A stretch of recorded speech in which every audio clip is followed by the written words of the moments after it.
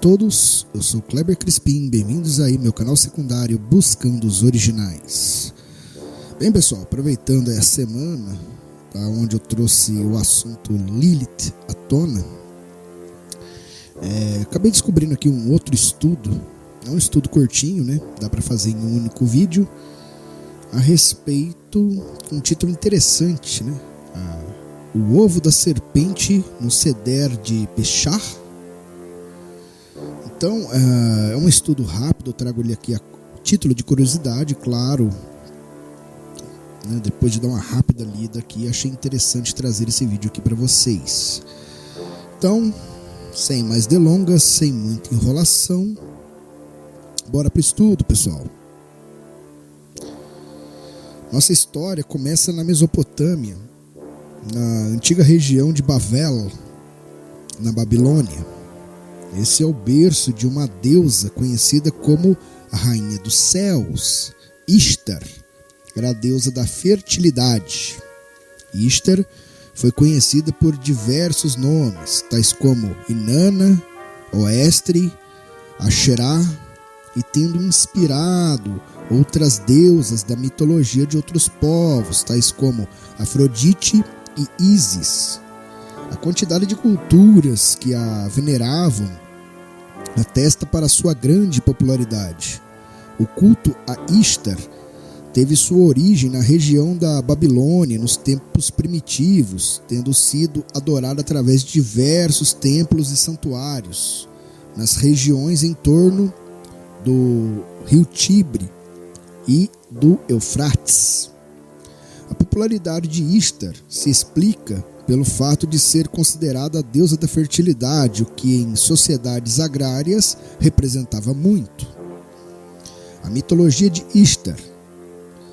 Na mitologia babilônia, Ishtar teve muitos amantes, mas um em particular era pranteado por seu destino trágico, Tammuz, também conhecido como Dumuzi, o deus da colheita.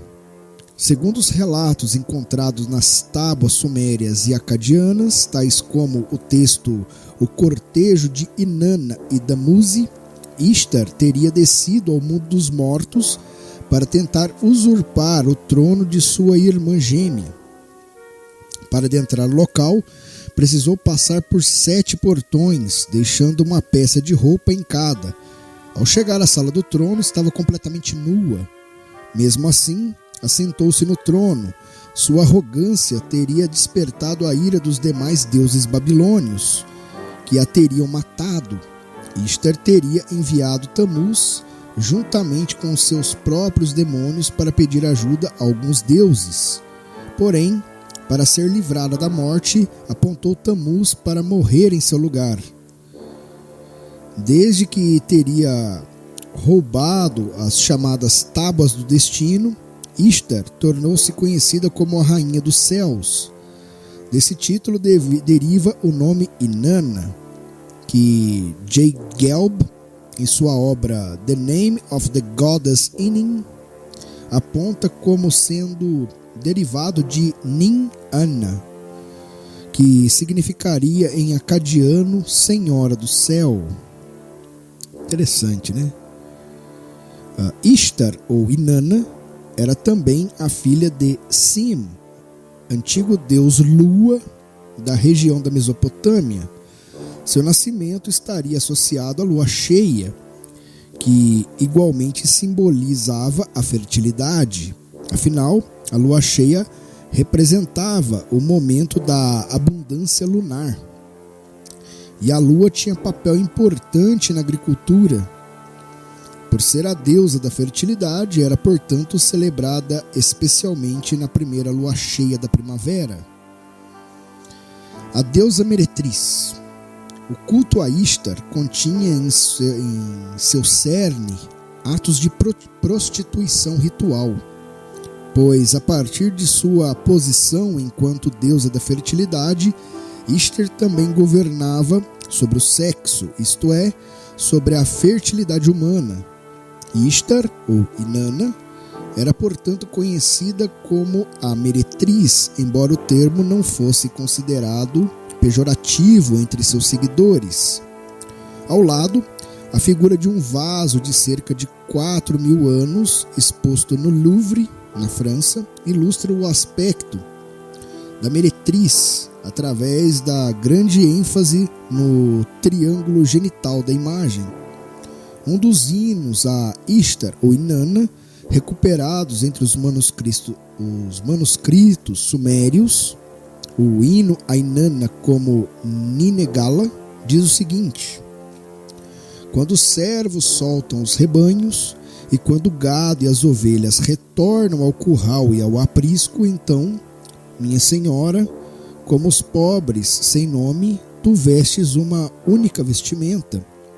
As pérolas de uma meretriz são colocadas em volta de seu pescoço e é provável que captures um homem da taverna. O ovo e o nascimento de Ishtar. Um dos principais símbolos de adoração à deusa Ishtar está no uso litúrgico do ovo. O ovo era considerado na religião babilônia como sendo um símbolo de fertilidade. A história mitológica do nascimento de Ishtar é o que a une ao uso litúrgico do ovo. Pode ainda ser encontrada na mitologia síria, na qual Ishtar era conhecida como Astarte. Um texto romano de cerca do século II ou III da nossa era, erroneamente atribuído ao historiador Higino, narra o tema da seguinte forma: no rio Eufrates, um ovo de maravilhoso tamanho é dito ter caído, o qual foi rolado para a margem pelos peixes. Pombas se assentaram sobre ele e, quando se aqueceu, chocou Astarte, que foi posteriormente chamada de a deusa síria, uma vez que ela excedeu em justiça e retidão por razão de um favor concedido por Zeus. Os peixes foram contados com as estrelas e, por causa disso, os sírios não comem peixe ou pombas, considerando-os que eles são deuses. A partir dessa história mitológica, o ovo tornou-se um dos símbolos da deusa Ishtar, passando a ser usado de forma litúrgica em sua adoração. Além de fazerem parte de refeições litúrgicas, os ovos eram decorados por motivos religiosos e arte abstrata, como sendo usados como enfeites decorativos. Até hoje, a Pérsia e o Irã retêm o costume de pintar ovos como comemoração ao Nowruz, que é o ano novo do zoroastrismo. Ao lado, um exemplo dessa tradição. Onde quer que houvesse influência do culto a Ishtar, o ovo estava presente como parte da comemoração de festas da primavera. O ovo sobre as águas também passou a figurar como uma alegoria mitológica à própria criação do mundo. Ao lado, um exemplo na cultura egípcia do ovo mundano. O ovo é reverenciado sobre a Ankh, símbolo que representa a união entre Ísis e Osíris. Abaixo, duas imagens clássicas do livro Mythology, volume 3 de Bryant, mostram à esquerda o ovo de Heliópolis, a cidade egípcia do deus Sol. Este ovo tem sobre si a figura do crescente visível, associado à adoração do deus Lua Sim, pai de Ishtar e Inanna. À direita, o ovo de Tífon, da mitologia grega, que ilustra sua associação com Afrodite, em a contraparte grega de Ishtar. Israel e Ishtar nos tempos antigos. Considerando que o culto à deusa Ishtar é bastante primitivo e difundido, a relação entre Israel e Ishtar começou bastante cedo. Sobre isso, a enciclopédia judaica afirma: Astarte é o nome fenício de uma deusa mãe semita primitiva, da qual as mais importantes divindades semitas se desenvolveram. Ela era conhecida na Arábia como Attar. e na Babilônia como Ishtar.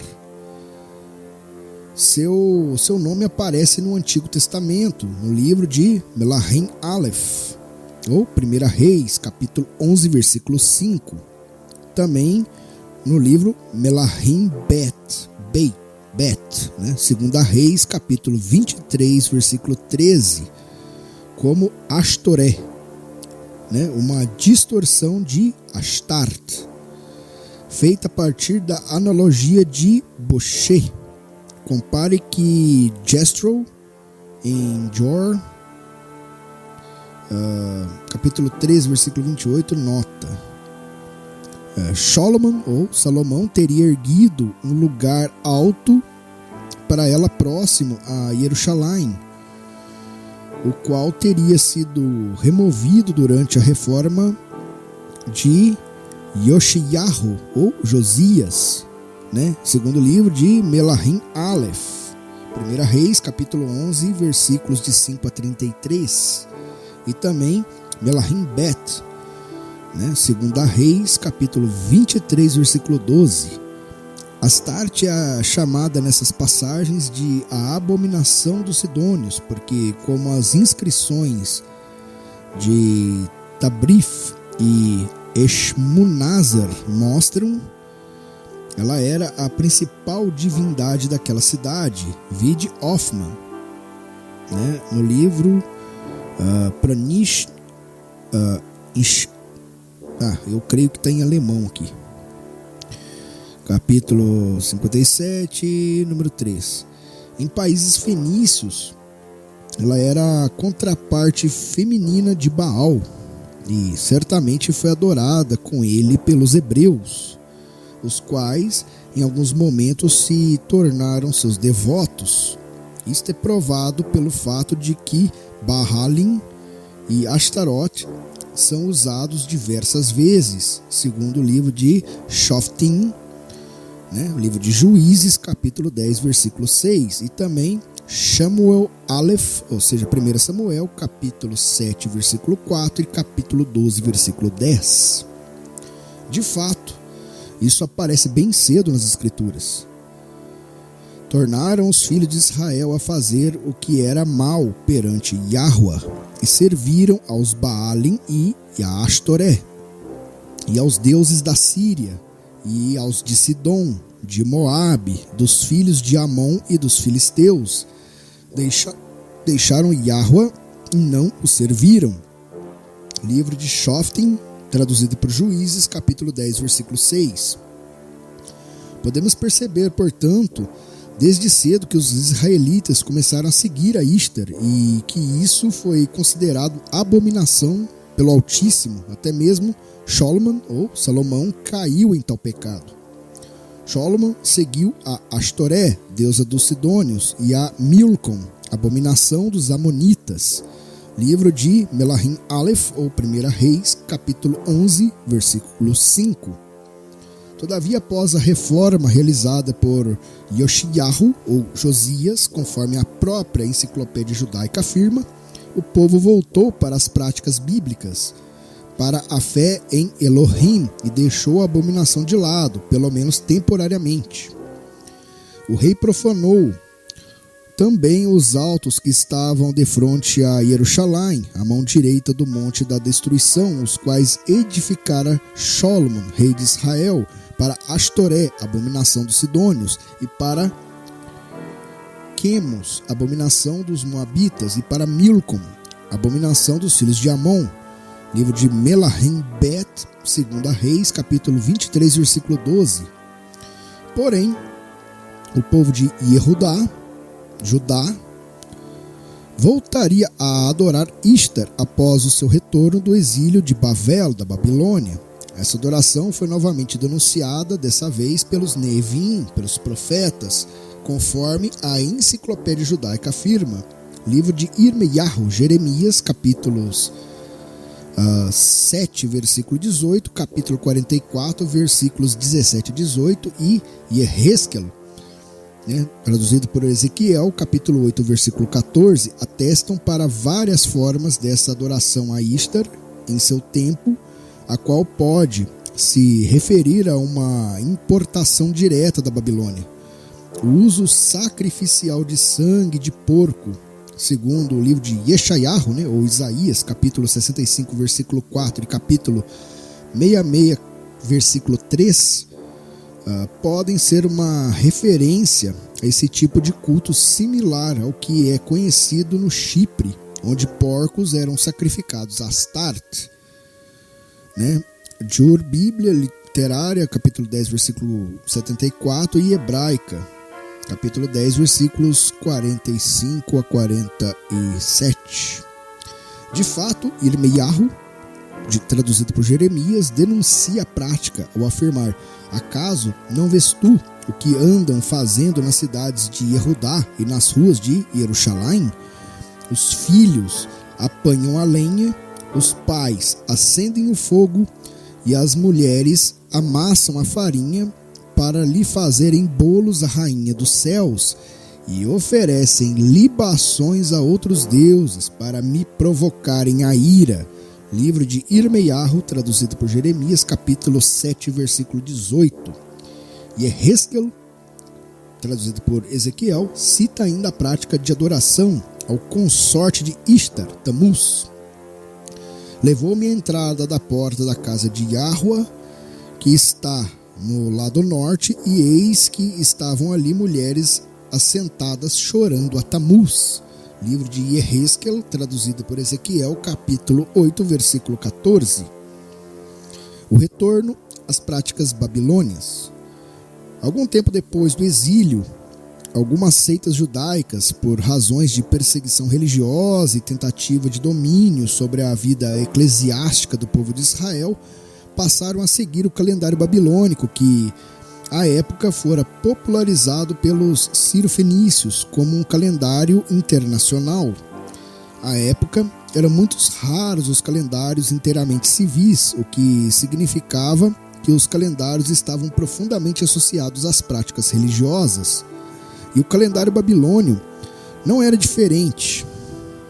Assim como costumes associados ao Ano Novo Babilônio, conhecido como Festival de Aquito, foram incorporados pelo judaísmo. O mesmo ocorreu com alguns costumes da festa da fertilidade de Ishtar. Um deles, pode-se dizer, a celebração da Peshach, associada à lua cheia. Para maiores informações sobre a controvérsia calêndrica em Israel, bem como sobre a adoção do calendário babilônio por parte de alguns segmentos do judaísmo, vide nossa série de estudos sobre o calendário. Ishtar, a mesa de Elohim. Outra influência que pode ser observada no judaísmo ortodoxo é a presença do ovo de Ishtar no Seder, jantar, na realidade serviço ou ordem da Peshach, da Páscoa. A figura abaixo mostra um tradicional prato de Peshach, a Páscoa judaica, contendo os elementos que são usados no ritual litúrgico. Podemos observar os seguintes elementos: ervas amargas, conforme indicado em Shemot, livro traduzido por Êxodo, capítulo 12, versículo 8. Vegetais, simbolizando as primícias da época da primavera, que remontam a Vaikra, ou seja, o livro de Levíticos, capítulo 23, versículo 10. O osso chamuscado do cordeiro, embora para muitos seguidores de Yahusha HaMashiach esse rito não seja realizado, podemos ainda dizer que tem relação com o Korban Peshach, ou seja, o sacrifício da Peshach, que era um cordeiro. E o ovo da deusa Ishtar.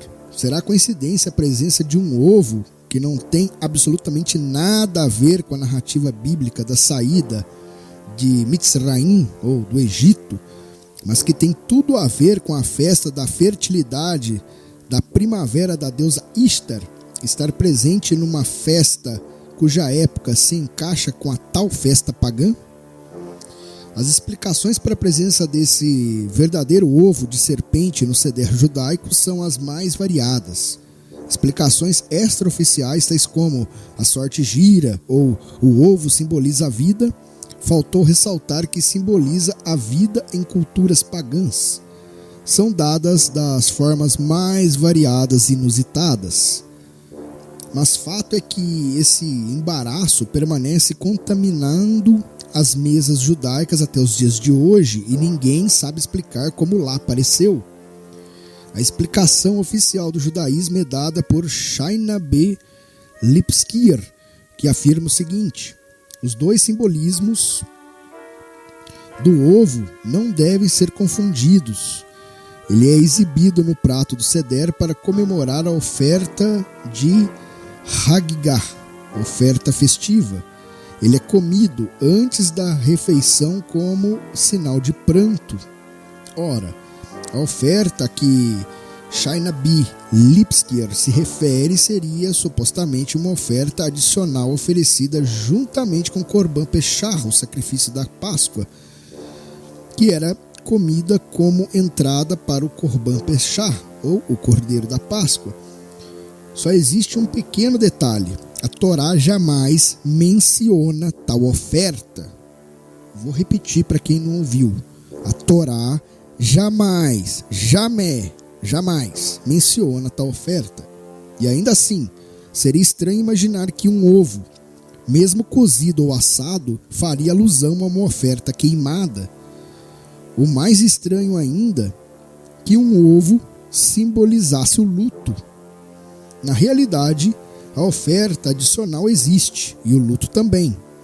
A oferta é feita à deusa Ishtar, e o luto é todo de Elohim, que mais uma vez viu seu povo absorver costumes de Bavel, da Babilônia, contrariando a sua Torá, que afirma: e não andeis nos costumes das nações que eu expulso de diante de vós, porque fizeram todas essas coisas. Portanto, fui enfadado deles. Livro de Vaikra, traduzido para o Levítico, capítulo 20, versículo 23.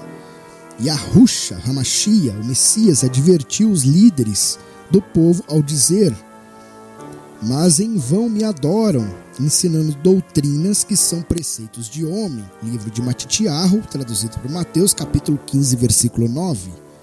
Conclusão, pessoal.